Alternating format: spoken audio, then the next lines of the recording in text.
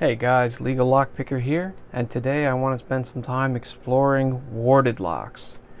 The locks you see in front of you are all warded locks. From left to right, made from different companies.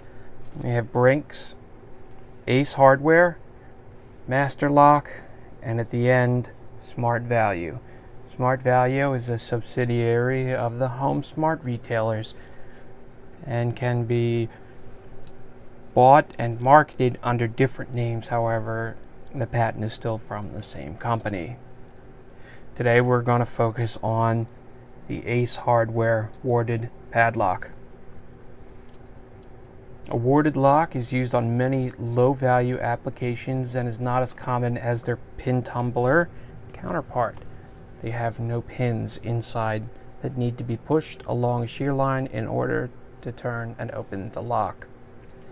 Let's examine how to spot a warded lock. Many warded locks have keyways that look like a jagged W. After seeing a few, you begin to notice and identify them quicker each time. In this particular lock, you can see that jagged W. That jagged W here. It has a free-floating access ring that acts as a preventative measure, so only keys with proper dimensions and profile are able to go inside the lock. If you see here, it does turn, and if we try to stick a key in there that is not meant, it doesn't have the proper dimensions and thus can't go inside the lock. The metal slabs on this lock are specifically designed to only allow access to the key with the proper bitting.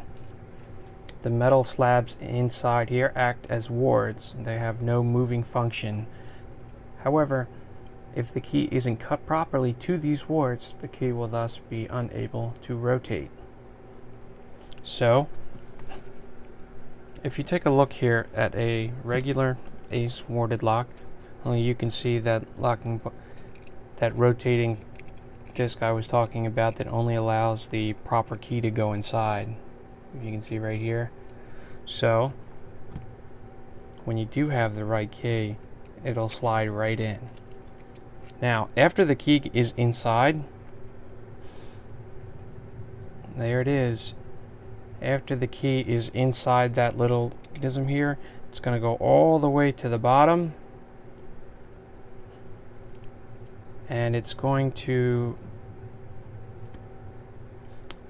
hit this. This is the best example that I can think of, so that way you can see what it looks like inside of the warded lock. If you notice right here at the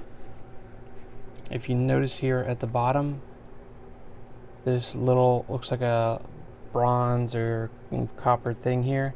After this is pushed here at the bottom, it releases the locking nut and thus allows you to unlock the padlock. So this is the only actual moving part inside of the lock that needs to be pushed. So, just as an example, I'm going to show you these right here. So these are actually the metal plates that make up the padlock. And you'll notice here that the top one here is a circle, right? So that's a circle. And then the next one under it is the sliding disc we were talking about. And you can see that it only goes in this direction. Right, so it does stop. But once it's in the right spot, you can see that the key is able to fit inside of that part. Right? So once we get past that point, we move on to the next section. So this part right here, these are the actual, this disc, or this metal part right here is actually the warded part of the lock.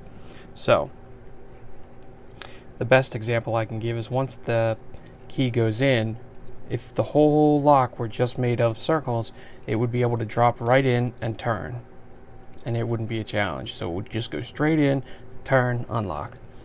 But if you put these in here, that means that if you don't have the right key and you push it in, it's not going to turn. It's going to get stuck on those wards. You see, so if I don't have the right key, it's going to get caught on that ward and not be able to turn. So it's really important to know what the inside of a warded lock looks like and how they function. However, it's important to note that not all warded locks are the same. Some warded locks only require 1 bit to open the lock, and others 2 bit. So this key right here would be an example of 1. This one would be an example of 2. Not necessarily the key, but inside the lock. If you were to remove the cuts along the side of these keys, these right here, these side parts, and this side right here, you've created what's known in the business as a skeleton key. This key in most cases will unlock any lock of the same type that that key was from. So if I were to use this key here particularly and cut this part here, if there is any other lock like this that's warded, I should be able to put the key in and open. So some warded locks have the bits in random locations along the key, but that's not common anymore. So there's really, how do I say this in light? There's no trickery involved, not in today's warded locks, at least not the 4 locks you see in front of you.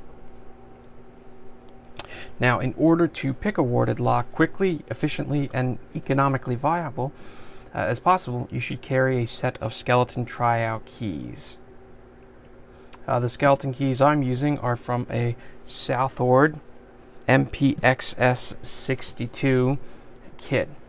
I got this SouthOrd MPX62 kit, and besides coming with a plethora of different picks, all different shapes, sizes, euro, non-euro, really great set. They also came with the skeleton keys, or excuse me, warded tryout keys. And those are these right here, and these are the ones that they come with. So when you're trying out the skeleton keys, it's always good practice to start with the largest tryout key that'll fit in there. You know, the largest it can possibly fit in there. So that way, if you start off with the smallest, you could end up having to try out multiple keys, and they won't do anything but free float. So you try to stay away from that if you can, and you just rule out keys that way. In order for these to work, you take the lock, and we are going to take the largest of them, and you push it past the warding here all the way to the back, and you turn clockwise.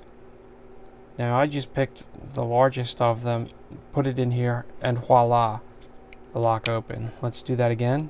Okay, and that was it. I just pushed it straight to the back and turned. So that was pretty easy.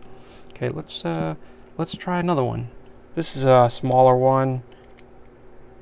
Oh, that one worked as well. Okay, so we'll close it. These warded locks, the way these are designed here, easily shimmable. We'll get into that and do a later video. But you can see again, that one opened as well.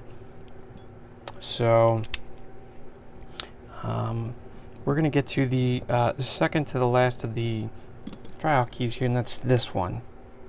If you notice, this right here,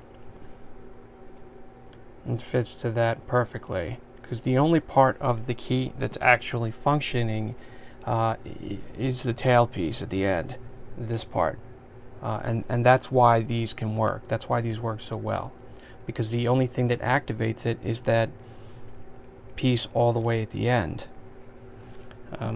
Like I was saying before, in this ace lock I took apart, that little part at the bottom there, and that's the only part that needs to be hit. So when you stick it in and you push up, usually you can just stick it in there and jiggle. I don't know if you can see properly down the barrel, but that's it. That's the only thing that affects the turn there, so it functions pretty well. So let's give this one a shot, shall we?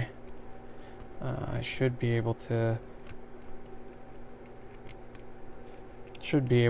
stick that one all the way in the back and turn. See, but not all of them work for every lock. Okay, and when that case does happen and that doesn't work,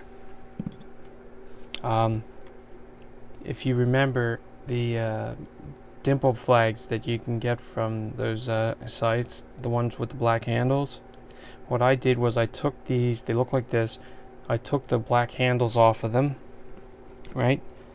I put them in this sleeve here, okay, and I grabbed this one, which it's not very commonly used for what I use them for, and should be able to put it in the lock here, push all the way to the back, and boop, pops it right open. Okay, so you see how this works, and that can be opened with this dimple pick from that kit. It's very cheap. Like I said before, it's just sticking the pick to the bottom and you're pushing this up right here. That's all it is. That's all there is to it. So now you know how awarded locks work and how to pick the ace lock. So for the second part of this series, we're going to move on to another lock, but that's going to be at another time. Zelda. That's today's secret word. Write that down. If you guys have any questions or comments about this video, and if you have a warded lock you want me to try out or have any questions about them, put them in the comment section below here, and I will answer every single one of them. Whatever questions you've got, I can answer. And if there's any kind of warded locks or questions you have, put those in the I want to know what you think about this. Do you have problems picking these locks, or you know, is this easy for everybody? Don't forget to check out LegalLockPicker on Instagram, and LegalLockPicker is now on Twitter. Believe it or not, I am there. Alright guys, have a great day. I will see you next time.